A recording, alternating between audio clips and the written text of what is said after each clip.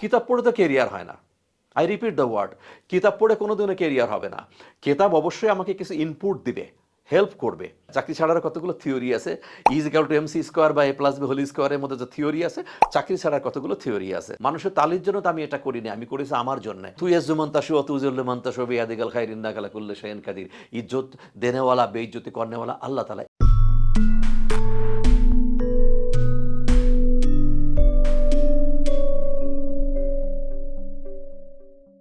Decision making, সিদ্ধান্ত নেওয়া।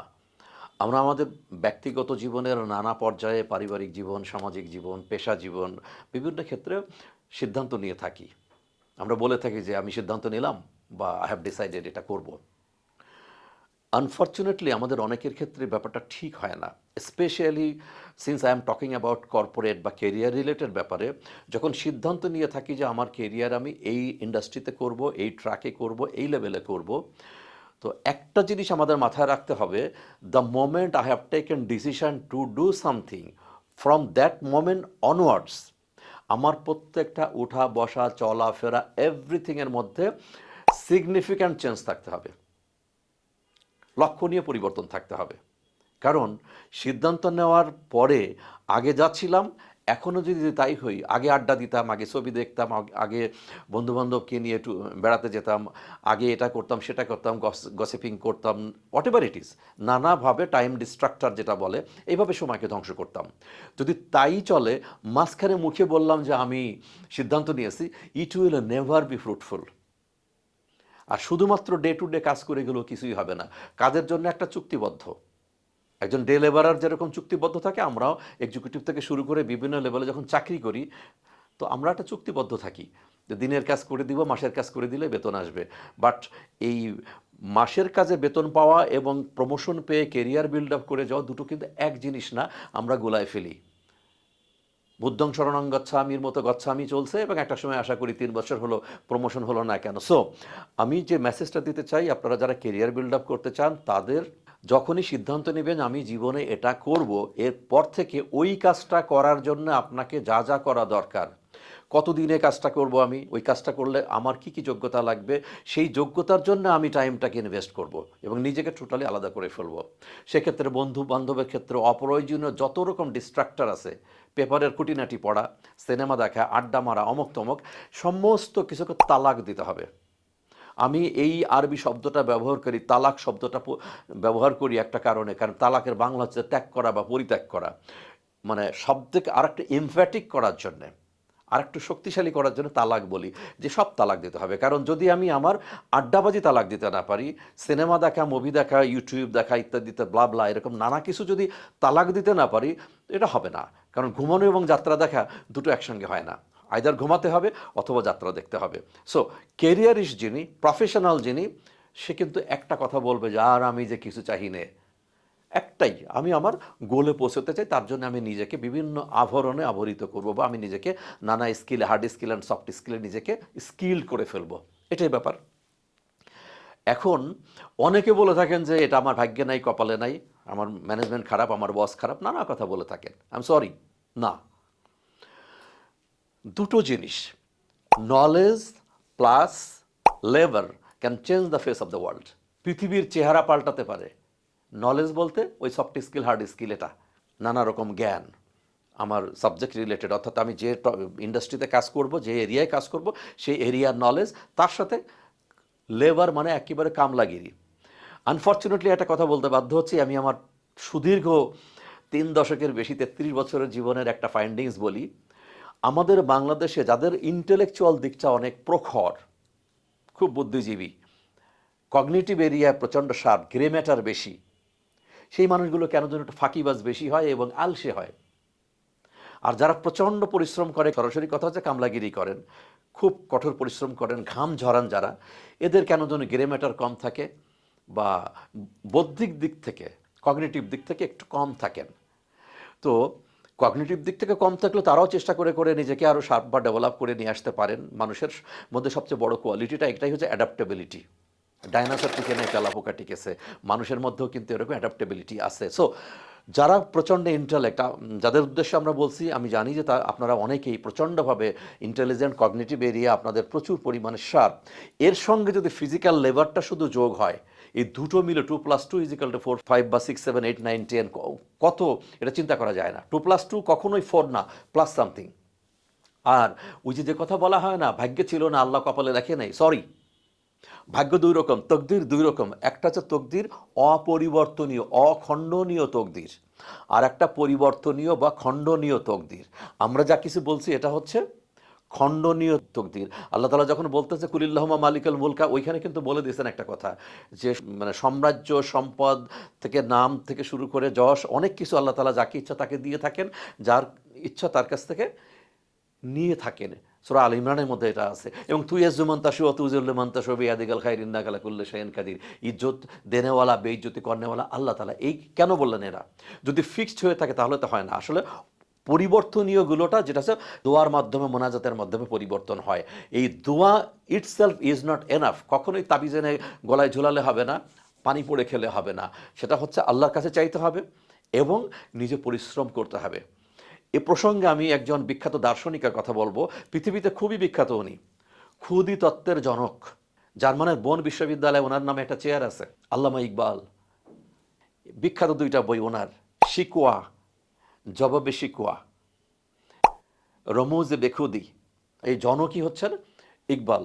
যেমন রবি ঠাকুর সোনার তরী কবিতা লেখার পরে নানা রকম সমালোচনা যখন কবিতা আসছে, ফাইনালি ওনাকে কবিতার মানে এই সমালোচনাটা লেখার জন্য কলম ধরতে হয়েছিল। উনি বললেন যে একটা কবিতা লিখেছিল সোনার তরী বলে, বাট এটা নানাজনে নানা কথা লিখেছে। ফাইনালি উনি সোনার তরী, আসলে সোনার তরীটা কি, আর স্রোত কি, সোনার ধানটা কি, ঠাই নাই ঠাই নাই ছোট সতরি আমারই সোনার ধানে গিয়েছে ভরি, এই যে প্রতীকী জিনিসের ব্যাখ্যা লিখতে হয়েছিল রবীন্দ্রনাথ ঠাকুরকে, আল্লামা ইকবাল লিখলেন শিকুয়া। অনেক অভিযোগ, অনেক অনুযোগ, অনেক অভিমান স্রষ্টার প্রতি। পরবর্তীতে জবাবে শিকুয়া আবার উনিই লিখেছিলেন।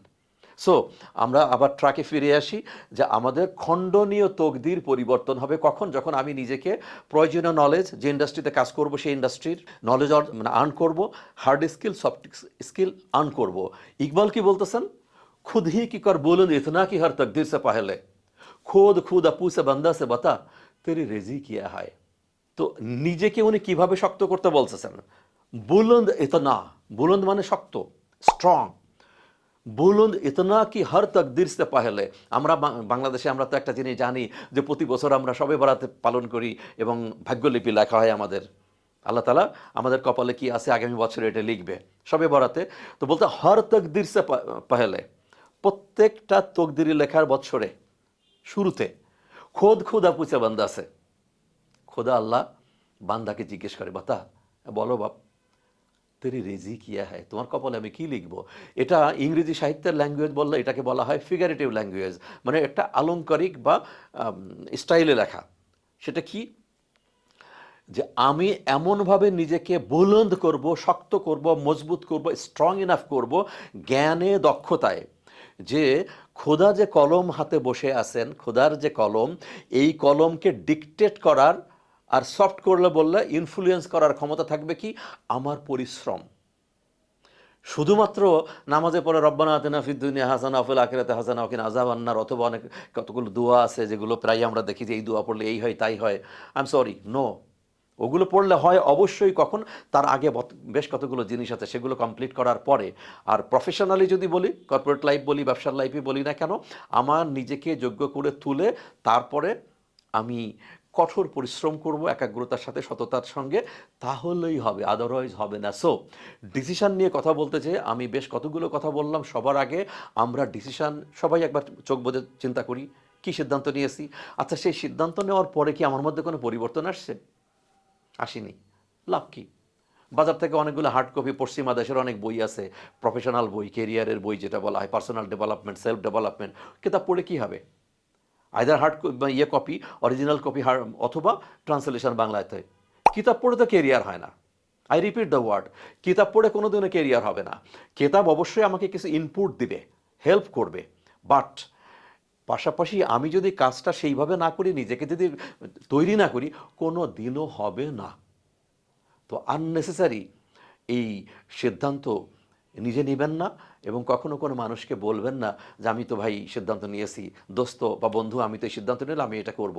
কারণ আলটিমেটলি আপনি বেইজ্জতি হবেন, লজ্জিত হবেন, অপমানিত হবেন। কারণ once you shared it to anybody else, যদিও প্রফেশনাল মানুষ বা সাকসেসফুল মানুষদের অনেকগুলো গুণের একটা গুণ হচ্ছে one should never share the plan or dream. যে প্ল্যানটা আমি করেছি এই প্ল্যান তো কোনোদিনও কাউকে বলবো না। বলবো কখন? যখন রেজাল্ট আসবে তখন। আমরা আর একটা বোকামি করি, এই সিদ্ধান্ত নেই বলেই শুরু করে দিই রাস্তাঘাটে বিভিন্ন জায়গায় আড্ডা, মোড়ে বসে বলা শুরু করি আমি তো এটা করবো, আমি বিদেশ যাব, আমি এটা করবো, সেটা করবো, ব্লা ব্লা। নো, কেন বলবো? আমি যে plan I have taken within my self, তো এটা তো আমি জানবো, আমার ঈশ্বর যাবে, আল্লাহ জানবে, ভগবান যাবে, খোদা জানবে, গড জানবে, আর তো কেউ জানবে না। এবং প্রতিনিয়ত এইটার উপর আমি কাজ করি, সেটা হবে আমার মানস সন্তান, আমার ব্রেন চাইল্ড হবে সেটা। সেই ব্রেন চাইল্ডের উপর কাজ করতে করতে করতে আমি সেই সাকসেসটা নিয়ে আসবো, মানুষ সাকসেস দেখবে। আননেসেসারি বললেন প্রেগন্যান্ট, ভালো কথা, আচার খাওয়ালো, কিন্তু কতদিন আচার খাওয়াবে শাশুড়ি? একটা তো বেসিনে যে বমির ভাব নাটক করে তো লাভ নেই, ফাইনালি একটা সময় ফিজিক্যালি বোঝা যাবে প্রেগন্যান্ট কিনা। এবং আলটিমেটলি প্রেগন্যান্টও, কিন্তু দেখা গেল যে একটা পুত্র সন্তান হয়েছে মৃত। মৃত পুত্র সন্তানও যদি হয়, টোটাল বা এন্টায়ার এফোর্টের নাম zero, result is zero, effective না। যখন জীবিত পুত্র সন্তান বলি, আসলে I am sorry for telling this শব্দটা, কারণ পুত্র কন্যা দুটোই সমান, বরং কন্যা আর একটু বেশি ইসলামের দৃষ্টিতে এবং সমস্ত দৃষ্টিতে কন্যা আর একটু বেশি। তো মৃত সন্তান যদি প্রসব করে, কন্যা বা পুত্র যাই হোক না কেন, লাভ কি হলো? তাহলে আমাকে ওই ব্রেন চাইল্ড যেটা বলছি ওটা তো আর ফিজিক্যালি দেখানো যাবে না, ব্রেন চাইল্ড থাকবে এবং সেটাকে নার্স আপ করতে থাকবো, ধীরে ধীরে ধীরে ধীরে নিজেকে তৈরি করে পরিশ্রম করে আমি আগাতে থাকবো। Finally I will achieve the গোল। মানুষ গোলটা দেখবে, তখন মানুষ তালি দিবে। মানুষের তালির জন্য তো আমি এটা করিনি, আমি করেছি আমার জন্যে। কারণ আমি করলে আমার একটা আইডেন্টিটি হবে যে as a human being educated somebody, what is my achievement. বাবার কোটি টাকা আছে, কিচ্ছু যায় আসে না, শ্বশুরের আছে, কিচ্ছু যায় আসে না, ভাইয়ের আছে, কিছু যায় আসে না। যখন কেউ বলে যে আমার অমক এই হয়, আমার লজ্জা করে বলতে, ওয়াই? আরেকজনের পরিচয় দিতে হবে স্পর্শ চুম্বকের মতো, what you are, what I am in my life. এক। সেকেন্ড হচ্ছে, আমি যখন পারিবারিক জীবনে যাব তখন আমার স্ত্রী, বাংলাদেশের ম্যাক্সিমাম স্ত্রীরাই হয়তো চাকরি করেন না, বাট তারা স্বপ্ন দেখে, তারা সব কিছু দেখে, কিন্তু স্বামীর চোখ দিয়ে, স্বামীর সব কান দিয়ে শুনে, স্বামীর চোখ দিয়েই তারা দেখে। তো তার খুশি, তার খুশির চেয়ে বড় খুশিকে যে পরবর্তী প্রজন্ম ছেলে মেয়ে যারা আসবে তারা যখন বড় হবে তারা কি পরিচয় দিবে? কেউ জিজ্ঞেস করলে বাবা কি করেন, কি বলবেন আপনি? অমুক কোম্পানির ম্যানেজার, সুপারভাইজার, শেষ। অথবা অর্থনৈতিকভাবে কি অ্যাচিভমেন্ট হলো, পেশা জীবনের কি অ্যাচিভমেন্ট হলো, এটা যদি সিগনিফিক্যান্টলি কিছু করতে না পারি। বাচ্চারা কিন্তু অনেক বোঝে, প্রাইমারি স্কুলে থাকতে অনেক কিছু বুঝে। সে বাবাকে সম্মান করবে, মাকে সম্মান করবে, শ্রদ্ধা করবে, বাসায় ফিরে গেলে সে তোয়ালে নিয়ে আসবে, স্যান্ডেল নিয়ে আসবে, অজুর পানি দিবে বা শরবতের গ্লাস দিবে, অনেক কিছু করবে, সম্মান শ্রদ্ধার থেকে একটু কম করবে না। বাট মনে মনে বলবে যে বাবা তোমার অর্জনটা কি, তুমি তো আমাকে জন্ম দিছো, this is a very natural thing. একটু বড় হলে তারা বুঝবে এটা, যে this is a natural and biological thing. এটা পাগলের জন্যও যা, পশু পাখির জন্যও তাই, জন্তু জানোয়ারের জন্যও যা, মানুষের জন্যও তাই। তো আমাকে জন্ম দিছো, দিস ইজ ইউর অ্যাচিভমেন্ট। আর কি? তুমি এই কোম্পানি একটা সুপারভাইজার হয়েছো, অত তোমার এইটুকু, সারা জীবন তুমি এই করে গেলা, এইটুকু উপার্জন। সুতরাং মিনিমাম কোনো লোভ বা লালসা না, মিনিমাম একটা স্ট্যান্ডার্ডের লাইফ লিড করতে গেলে বা ওদের একটা পড়ালেখার জন্য ভালো একটা পোশাক, ভালো একটা টিচার, ভালো একটা থাকার জায়গা, ভালো একটা স্কুল, ভালো একটা কোচিং, ভালো একটা কিছু, ভালো রে ভালো, তো সবচেয়ে ভালো যদি দিতে হয় সেই পাউরুটি আর ঝুলাগুড় হলে তো হবে না। তো ওই বাচ্চার কথা চিন্তা করে আজকে আপনাকে পরিশ্রম করতে হবে, আপনাকে ডিসিশন নিতে হবে বাচ্চার কথা চিন্তা করে। কারণ ওই বাচ্চাটা শুধু না, দুদিন পরে যখন আপনার মিড ক্যারিয়ার ক্রাইসিস শুরু হবে, আপনার দোস্ত বন্ধুরা যখন দেখবে যে, কারণ 35 থেকে 40, 45, 50 এই টাইমটা কিন্তু ডেঞ্জারাস। এই শরীরের মধ্যপ্রদেশ একটু স্ফীত হয়ে যায়, একটু কেমন যেন, মানে কি ওঠে, ভুঁড়ি হয়ে যায়। মাথায় তো আমার আছে যেমন একেবারে মনায়ন নাই, এখানে উজাড় হয়ে গেছে। তা আরও অনেক আগের থেকে দেখা যাবে যে এটাও নাই, বর্ডার লাইনে ডায়াবেটিক, ব্লাড প্রেশার বেশি, ডাক্তার বলছেন এইভাবে চলবেন। এই অবস্থায় বাসে ঝুলে যাচ্ছি বা বড়দের একটা মোটরসাইকেলে চলছি। আমি লোভ লালসার কথা বলবো না, মানুষের প্রত্যেকেরই স্বপ্ন থাকে, একটা অফিসের গাড়িতে যাওয়া হতে পারে, পার্সোনাল একটা গাড়ি হতে পারে, what ever it is. Even if somebody has not goat any motorcycle, even একটা মোটরসাইকেল, ভালো একটা মোটরসাইকেল 1-2 লাখ টাকা দিয়ে আমি কিনতে পারতেছি না, কেন পারি না? আমি তো নিজের তৈরি করি নাই, ভ্যালু অ্যাড করি নাই। Since I have not added value to myself, I am not appreciated, I am not evaluated, I have not added value to myself, that is why I am not evaluated by the management. হ্যাঁ, simple as that. তো আমি আমাকে evaluate করলেই I can expect that my management will evaluate me. তো আমার evaluation আমি যা করব, আমার ম্যানেজমেন্ট আমাকে সেভাবে ইভ্যালুয়েশন করবে, অ্যাপ্রিসিয়েশন করবে, হয় না, অ্যাপ্রাইজাল করবে। তাহলে আমরা কেন অভিমান করব? অভিমান করে চাকরি ছাড়তে পারি বড় জোর, তাতে কোনো লাভ হবে না, কিচ্ছু হবে না। হ্যাঁ, চাকরি ছাড়ার কতগুলো থিওরি আছে, is equal to MC square বা এ প্লাস বি হোল স্কোয়ারের মধ্যে যে থিওরি আছে, চাকরি ছাড়ার কতগুলো থিওরি আছে। সো এই চাকরি ছাড়ার অভিমান না করে বরং নিজেকে তৈরি করা, মিড ক্রাইসে, কেরিয়ার ক্রাইসে যখন যাওয়া যাবে, তখন ছেলে বা মেয়ে কোনো একজন কলেজে ফার্স্ট ইয়ারে পড়ে, একজন হাই স্কুলে পড়ে, নিজের শারীরিক অবস্থায় এই ডেপুটি ম্যানেজার হয়ে বসে আছি, অ্যাসিস্ট্যান্ট ম্যানেজার হয়ে বসে আছি, বা রিজনাল ম্যানেজার কিছু একটা হয়েছি, দোস্ত বন্ধু আত্মীয় স্বজন কাজিন যারা ছিল, ক্লাস ফ্রেন্ড যারা ছিল, তাদের মধ্যে অনেকেই অনেক ভালো পজিশনে চলে গেছে, যদিও ম্যাক্সিমাম থাকে পিছন দিকে, খুব একটা ভালো করে না।